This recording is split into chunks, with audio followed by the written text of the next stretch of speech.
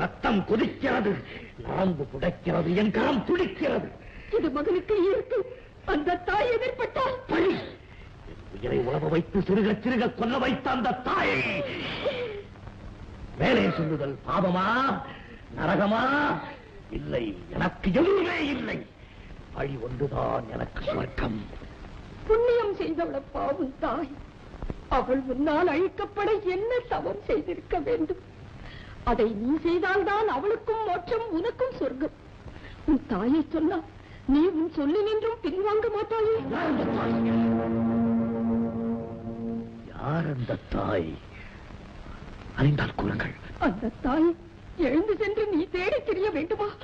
இதோ நான் தான் மகனே, நான் தான் உன் தாய்.